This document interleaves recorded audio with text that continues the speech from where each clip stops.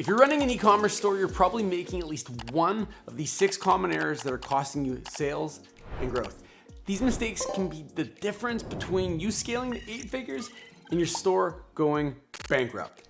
It's that serious. I'm Ryan, and I built my brand, Tru Earth, from 0 to 8 figures in revenue in a year, and have helped others scale their e-commerce stores to 8 figures too. In this video, I'll not only reveal some of the biggest errors I see e-commerce owners making, but also provide you with proven strategies to fix them.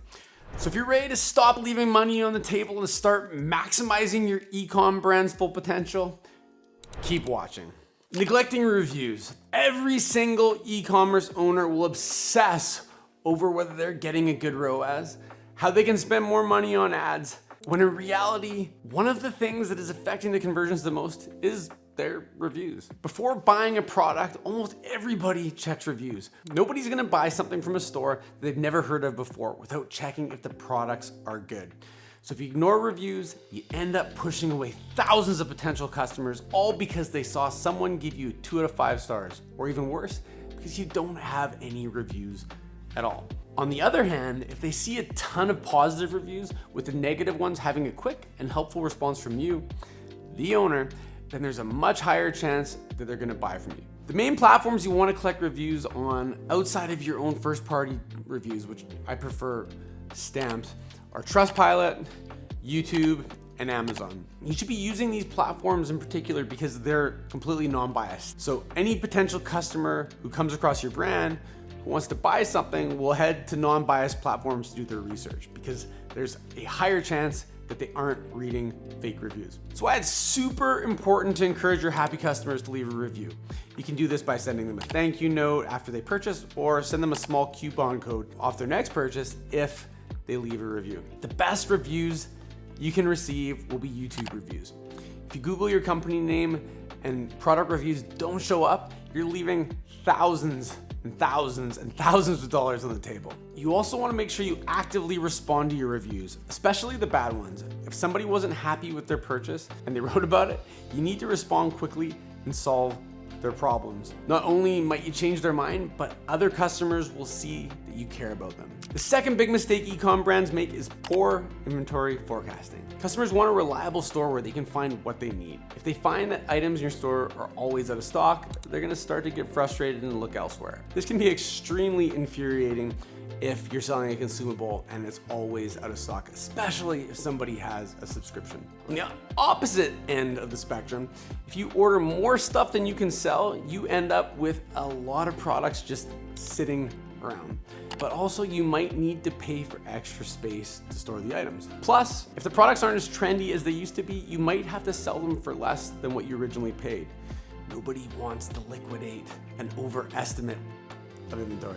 This is why you need to project how much inventory you need accurately. Make sure you spend at least an hour every week just looking at your inventory needs. Collect data on what your revenue is, cash flow, and other metrics of your business. Data from the past few seasons should be collected too, so that you can learn from your past results and predict your store's performance for the current season. You should also think about events that could impact your sales, like holidays or even the weather.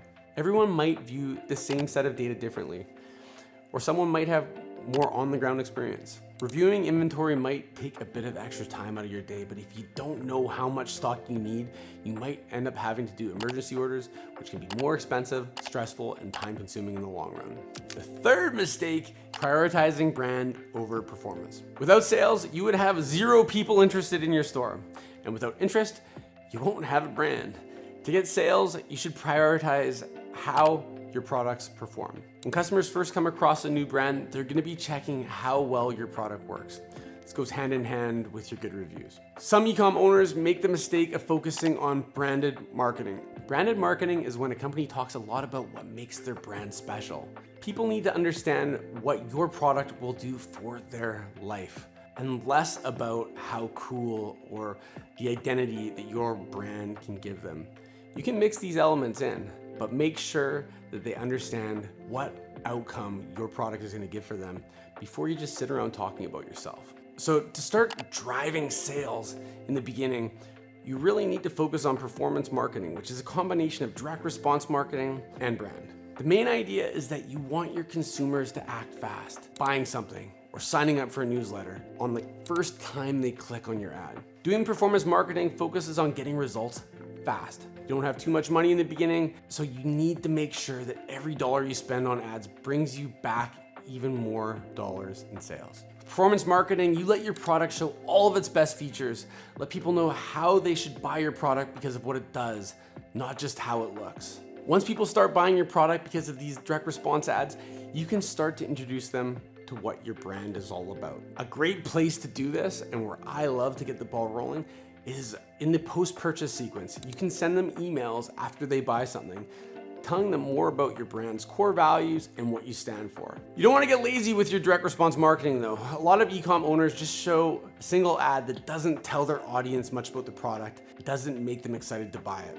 Once the customer clicks that ad, they're just taken to a product detail page and a big boring buy now button. To make people less likely to buy because they aren't sure if the product is worth it. Try to populate your product detail page with more information about the product, why they should buy it, and add some case studies or reviews to convince your customers they need this in their life. It's also smart to give new customers some sort of special deal. You see this a lot in like the cell phone industry or other industries where new customers get something special that existing customers don't.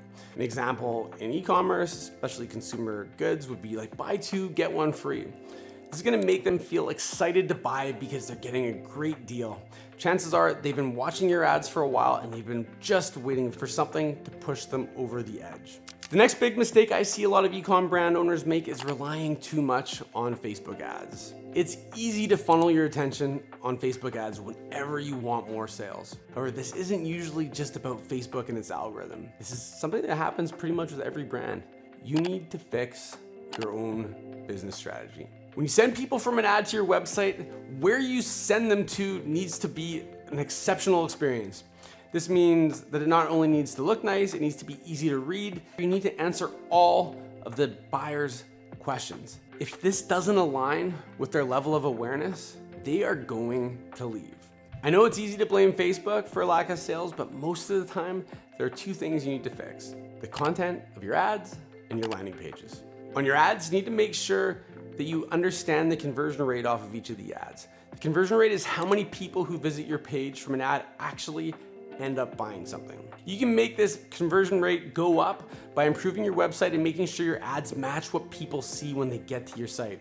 As time goes by, it usually becomes more expensive to get new customers because the market will always continue to become more and more competitive. That's why it's important to continue to improve your website and your ads. Even if it costs you more money to get somebody to visit your site, you're making enough money from the sales to cover your costs and still make a profit. All of these steps are part of making your brand better and stronger. You're optimizing your business for the future instead of just pumping money into ads, hoping that you get sales. Our last mistake is something a lot of owners overlook, and it's an efficient tax structure. Once your store starts to gain momentum, money is going to come rolling in. Handling your brand's taxes can start getting pretty confusing and stressful if you don't know what you're doing. This is why you need to go to a tax lawyer or utilize a tool that's going to help you with your taxes. Accountants aren't creative. They just fill in the blanks and check boxes. When you're working with an e-com brand, you'll need a lot of out-of-the-box legal advice that only a good tax lawyer can fill. Personally, for my brands, I really like this tool called Numeral. It basically signs you up for TaxNexus in all of the states where you qualify to pay taxes, which basically you hit a certain threshold in taxes in a particular state, and then you have to start collecting and submitting them. And a lot of people don't do this because, well, they're ignorant to it. It's not that they don't care, it's just that they don't know. So my suggestion is make sure you talk to a tax lawyer or fire up an app like Numeral that'll allow you to do all the heavy lifting without all the extra dollar signs tied behind paying for accountants and lawyers and an accounting team to manage this for you. If you've cracked the 6-figure revenue mark, I would make sure that you receive some tax and legal advice as soon as possible. The longer you wait, the more room there is for error, and Uncle Sam definitely comes for his tax dollars. And those are the mistakes that 99% of e-com stores make, stopping them from scaling to 8 figures and beyond. But here's the thing. Knowing what not to do is just half the battle. To truly succeed in e-commerce, you need to have a proven landing page template. Click on this video over here to learn about the $100 million landing page template that you can just copy and paste into your own business and drive way more sales.